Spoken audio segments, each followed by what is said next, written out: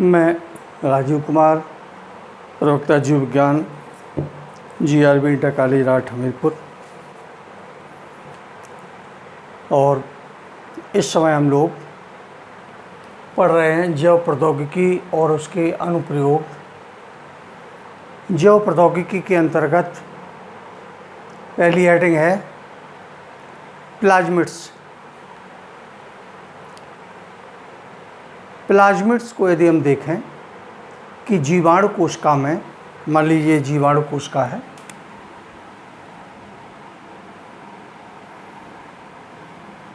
इस जीवाणु कोशिका में जीवाणु के गुणसूत्र, ये गुणसूत्र बना दें, जीवाणु का गुणसूत्र है। जीवाणु के गुणसूत्र के अतिरिक्त कुछ छोटे गोलाकार या वृत्ताकार संरचनाएं पाई जाती हैं जिन्हें प्लाज्मिड्स कहते हैं।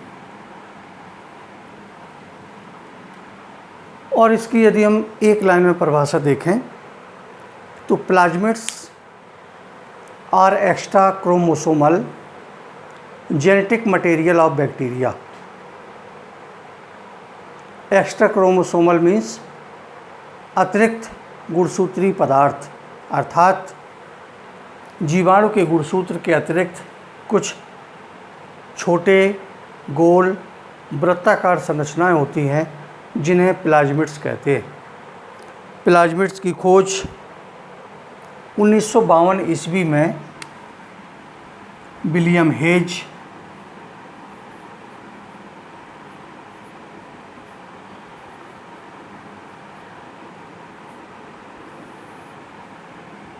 हेज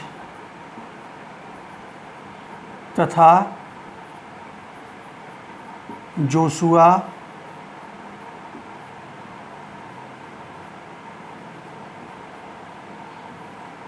लेडरबर्ग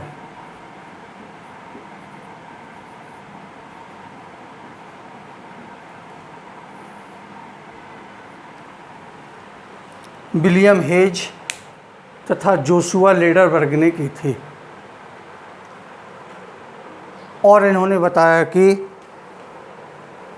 प्लाज्मिड्स या एक जीवाणु कोशिका में प्लाज्मिड्स की संख्या 1 से 20 तक हो सकती है।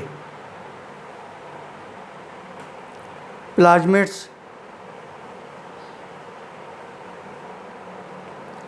जीवाणु कोशिका से अलग पृथक करने की क्षमता होती है इनमें, और उनमें द्विगुणन की क्षमता होती है, अर्थात प्लाज्मिड्स द्विगुणन कर सकते हैं।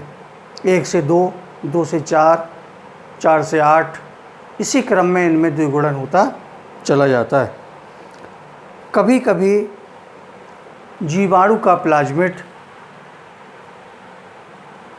जीवाणु के गुणसूत्र के साथ मिलकर उसका एक भाग बन जाते हैं और इसे कहते हैं एपिसोम।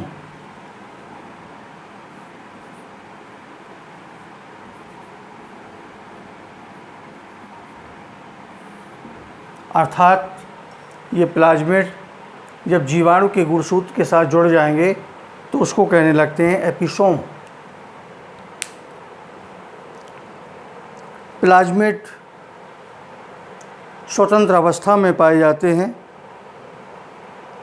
और इनका जीवाणु कोशिका के जीवन, क्षमता एवं वृद्धि पर कोई प्रभाव नहीं पड़ता है।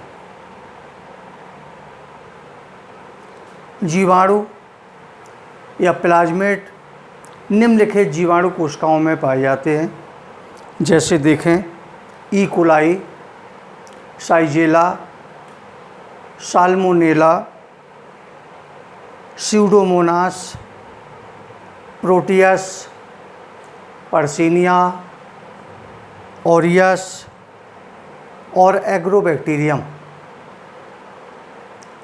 इन सभी जीवाणुओं में प्लाज्मिड्स पाए जाते हैं।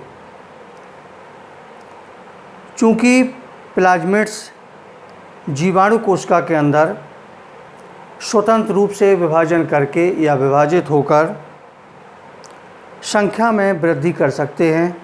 इसलिए प्लाज्मिड को पुनर्संयोजन डीएनए तकनीकी में प्रयोग किया जाता है।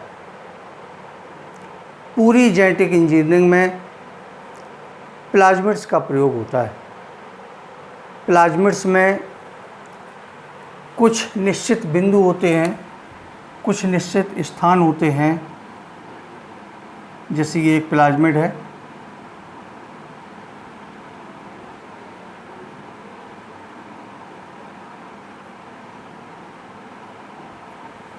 इसमें कुछ निश्चित स्थान होते हैं जिन्हें कहा जाता है प्रतिबंधित क्षेत्र, और उसी प्रतिबंधित क्षेत्र से इनको तोड़ा जाता है या काटा जाता है। तो कह सकते हैं कि प्लाज्मिड्स को तोड़ने के लिए या डीएनए को काटने के लिए एक एंजाइम का प्रयोग किया जाता है जिसको कहते हैं रिस्ट्रिक्शन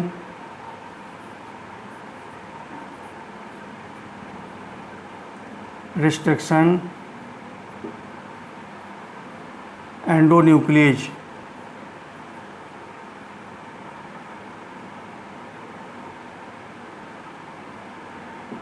इसके द्वारा इस प्लाज्मिड को कहीं से जो प्रतिबंधित क्षेत्र है वहाँ से काट सकते हैं। इसलिए रिस्ट्रिक्शन एंडोन्यूक्लिएज को जेनेटिक इंजीनियरिंग या आनुवंशिक अभियांत्रिकी की कैंची कहा जाता है या चाकू कहा जाता है। कैंची या चाकू का काम होता है काटना। अब कटे हुए स्थान पर वांछित या इच्छानुसार डीएनए को जोड़ा जाता है।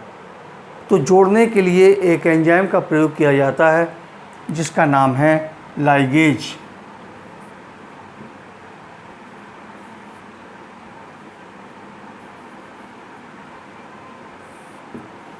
इसलिए लाइगेज को जेनेटिक इंजीनियरिंग की गोंद या लेई कहा जाता है।